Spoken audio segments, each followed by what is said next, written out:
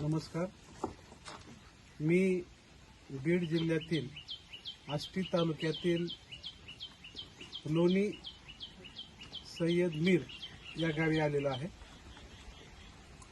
आम्ही बीड जिल्हा मूक बधीर असोसिएशन मंडळ हे मूक बधीर लोकांसाठी त्यांच्या समस्येवर काम करीत आहे, त्यांच्या पुनर्वसनासाठी काम करीत आहे. तर त्याच अनुषंगाने त्याचाच एक भाग म्हणून आम्हाला आष्टी तालुक्यामध्ये अशी एक घटना ऐकण्यास पाहायला मिळाली. त्या निमित्तानं आम्ही आज आष्टी तालुक्यातील या लोणी सय्यदगीर या गावी आलो. प्रत्यक्ष या ठिकाणी या खेड्यामध्ये शेवटच्या गावच्या बाहेर टोकामध्ये एक बुरुजाजवळ एक छोटंसं घर आहे. या बुरुजाच्या छोट्याशा घरामध्ये हे वाळके परिवार राहतं. 1 वर्षापूर्वी या मुलांची आई वारली आणि वडील 5-6 महिन्यापूर्वी गेले. घरची परिस्थिती चांगली होती, परंतु वडील व्यसनी आणि या व्यसनी स्वभावामुळे त्यांचा राग जास्त असल्यामुळं ते पूर्ण प्रपंचावर त्याचा परिणाम होत गेला. वाळके परिवारामध्ये आता हे आई वडील तर गेले, पुन्हा त्यांना एक मुलगी आहे मोठी, तिचं नाव सविता आहे. त्या सविताचं लग्न जमलं आणि नवऱ्याने तिला नांदाला नेलं नाही, तिथं डिव्होर्स झाला. एक छोटं बाळ आहे, ते छोटं बाळ त्यांनी ठेवून घेतलं आणि त्या मुलीला घराच्या बाहेर काढलं. ती मुलगी सध्या मामाच्या घरी आहे. दुसरी मुलगी आहे ही कविता नावाची.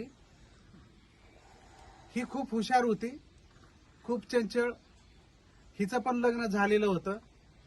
तिला बोराडी तालुका आष्टी तालुक्यामध्ये दिलेला आहे आणि दुर्दैवाने तिच्या नवऱ्यानं पण तिला डिव्होर्स दिलेला आहे. आणि हा बापूराव अमृतराव वाळके. आता ही त्याची छोटी बहीण, हा सगळ्यात लहान, आणि मोठ्या बहिणीचं घटस्फोट झालेला. तर असं हे वाळके दाम्पत्य सध्या अशा भयानक परिस्थितीत या ठिकाणी राहत आहे.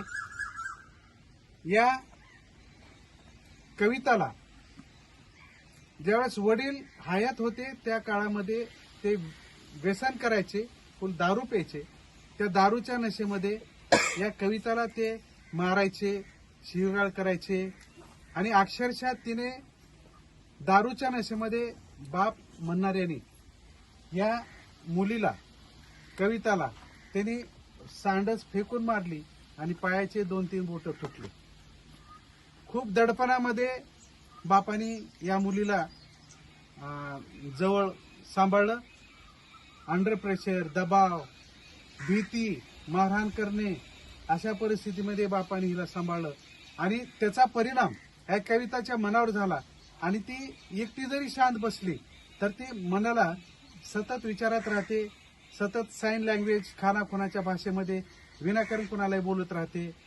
असा तिच्यावर एक मानसिक आजार तयार झालेला आहे. खूप भयानक परिस्थिती आहे. आणि हा बापूराव सुदैवानं त्याच्या वडिलांनी ह्याच्या नावावर 3 एकर जमीन केली. तो आता जमीन कसतोय, परंतु काही त्याला सोबतच्या नात्यागोत्याचा पण तिला त्रास आहे त्याच्या त्या संपत्तीच्या संदर्भामध्ये. अशी परिस्थिती आहे. ह्या परिस्थितीवर मात करण्यासाठी आम्ही या कुटुंबाला भेट दिली असता आम्ही सगळा इतिहास, त्यांचा पार्श्वभूमी लक्षात घेतल्यानंतर अशी परिस्थिती लक्षात आली की आज ही मुलगी सायको झाली. आम्ही ज्यावेळेस घरामध्ये पाऊल ठेवलं त्यावेळेस प्रत्यक्ष ती मुलगी हे आसपासचं वाढलेलं गवत खात होती. कारण खायला घरात काहीच नाही. एकदम भयानक परिस्थिती आहे. घरात फक्त भांडे कुंडे, जुनं सामान पडलेलं आहे. घरात तांब्याभर पाणी नाही, अशी अवस्था आहे. आता हा मुलगा आहे करता, फक्त त्याच्या हाताला काम नाही. तरी आम्ही त्याला सक्षमपणे त्याला उभा राहण्यासाठी आम्ही ताकद दिलेली आहे. तू सक्षम राहा, पुढे चाल, कारण तू आहेस पुरुष, तो करू शकतोस. तशी त्याला हिंमत दिलेली आहे. परंतु ह्या तुझ्या बहिणीला सांभाळलं पाहिजे, कारण की निष्पाप, तिला पण डिवोर्स नवऱ्याने दिलेला आहे. नवऱ्याचा डिवोर्स, वडिलाचे अन्याय, अत्याचार, छळ या सगळ्या गोष्टीतून भरकटल्यामुळं हिच्या मनावर चांगला विपरीत परिणाम झाला आणि त्याचा परिणाम आज बिचारी एकलकोंडी बसते, स्वतःशीच चर्चा करते, स्वतःशीच बोलते. हे खूप दुर्दैवी आणि खूप दुःखदायक आहे. तर भगवंताला ही कृपा विनंती करतो की भगवंता अशा निष्पाप लोकांच्या पाठीशी तरी राहा. एक मूकबधीर असोसिएशन मंडळ जे आपलं बीडचं आहे त्यांच्या माध्यमातून आणि इतर नगरचे पण इथं या ठिकाणी बांधव उपस्थित राहिले.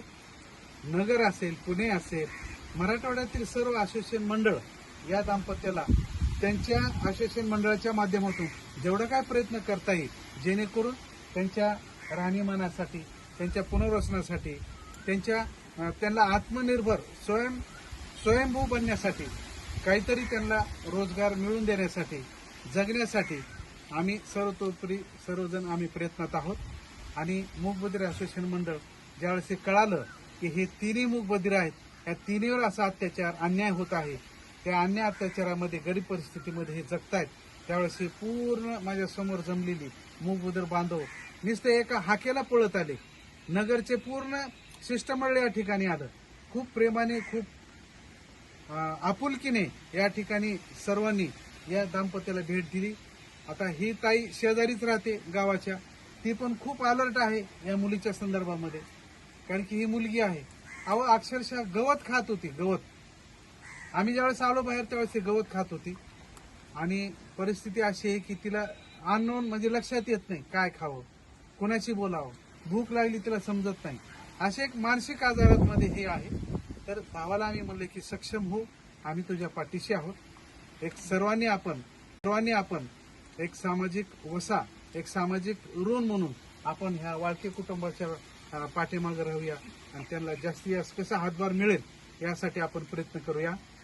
मी या ठिकाणी नगरचे सर्व मूकबधीर असोसिएशन मंडळ त्यांचं मी अभिनंदन करतो, त्यांचा आभार व्यक्त करतो.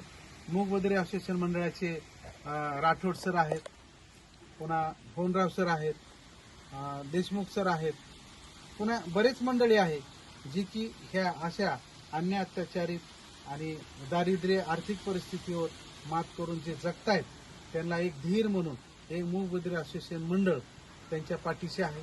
त्यांचं या ठिकाणी मनपूर्वक आभार मानतो, स्वागत करतो.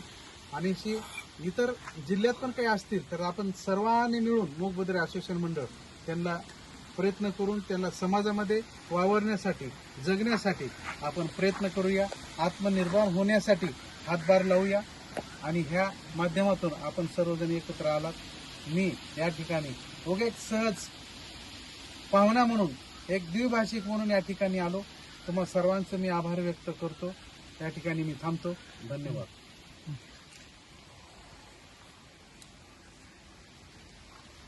लक्ष राहू द्या भाऊ, आता काही काळजी करू नको. काळजी